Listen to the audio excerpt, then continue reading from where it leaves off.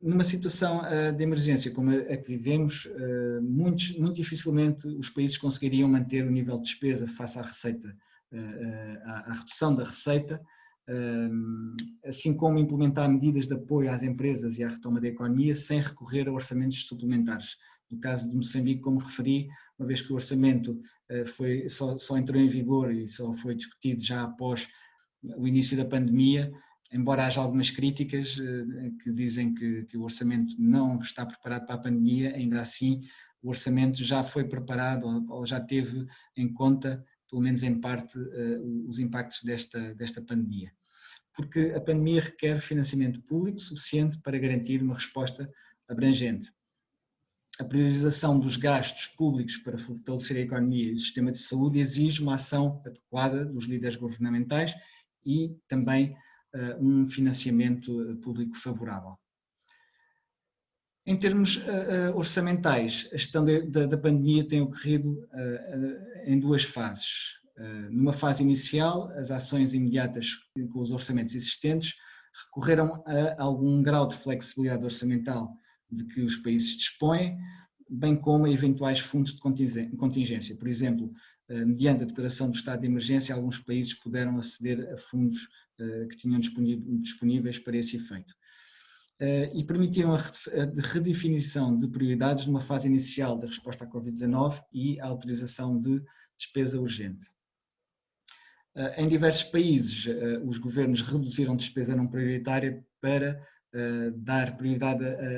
à despesa necessária para responder à crise. Numa fase posterior, que já ocorreu na generalidade dos países, as alterações orçamentais, uma vez que a crise exigiu a aplicação de recursos significativos, foi necessário avançar com orçamentos suplementares em muitos países para garantir a despesa necessária. E estes orçamentos também deverão desejavelmente ter tido em conta a redução da despesa, da receita em consequência da crise e, eventualmente, a redução de despesas não prioritárias. Entrando agora na preparação do orçamento para 2021, esta ocorre num período de grandes dúvidas em todos os países devido ao grande choque provocado pela pandemia e à incerteza quanto às perspectivas macroeconómicas. E por isso a preparação do orçamento para 2021 deverá incluir diversas informações que irei salientar. Por um lado, deve incluir o balanço do impacto da crise e das medidas relativas à pandemia da Covid-19 na economia e nas contas públicas. Por outro lado, a preparação do orçamento deve incluir a apresentação de uma estratégia orçamental confiável e baseada nos objetivos de médio prazo, revistos já tendo em conta a situação de pandemia. Por outro lado, também deve incluir a identificação clara dos setores prioritários, em particular a saúde, os gastos sociais ou o apoio à recuperação da economia, tendo em conta, obviamente, a maior limitação de recursos e a necessidade de garantir uma despesa sustentável. Por outro lado, é importante uma imagem clara dos riscos fiscais, incluindo os riscos que já existiam antes da crise e os riscos adicionais de novas políticas para fazer face à Covid-19 e também deverá incluir a apresentação de medidas de apoio à recuperação da economia. Por outro lado, esta preparação também deverá ter em conta a avaliação da margem para dar continuidade às despesas prioritárias, as despesas prioritárias anteriores, mas também as despesas prioritárias com medidas de recuperação. Um fator que é muito importante é que a comunicação aos ministérios e aos organismos do Estado das regras de elaboração do orçamento deve ser feita, portanto, essa comunicação com antecedência, incluindo nessa informação incertezas nas premissas macroeconómicas, restrições fiscais, necessidade de realocação e de realocações e de poupanças, também o cronograma, o que já é habitualmente enviado antes da preparação do orçamento, as funções dos diversos atores e as orientações sobre a submissão do orçamento, e num período como o que vivemos de grande incerteza, isto deve ser enviado o mais rapidamente possível, pois é maior a necessidade de todos os atores terem uma maior compreensão e uma maior clareza sobre as tarefas e os desafios que enfrentam. Por outro lado, a avaliação das necessidades de financiamento do governo deve ser feita, estudando as opções de financiamento possíveis para avaliar as limitações da estratégia fiscal. Esta preparação deve também incluir a projeção e o planeamento de orçamentos mais flexíveis,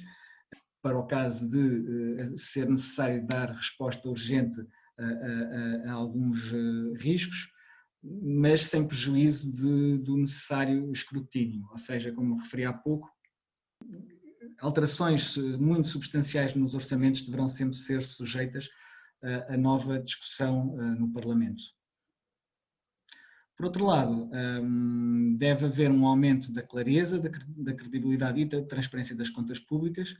fornecendo uma apresentação adequada das respostas fiscais, económicas e sociais relacionadas com a pandemia e incluindo também medidas fora do orçamento, ou seja, investindo na construção de consensos e na consciência política e pública. Aqui nesta questão eu estava a associar a uma outra questão, que é a importância dos orçamentos fazerem uma clara distinção entre aquilo que já são as medidas orçamentais habituais que ocorreriam independentemente desta situação em que vivemos, portanto, distinguir essas das medidas necessárias para o combate à pandemia. Isso é muito importante para, não só para os cidadãos, mas também para para financiadores, por exemplo, poderem ter noção de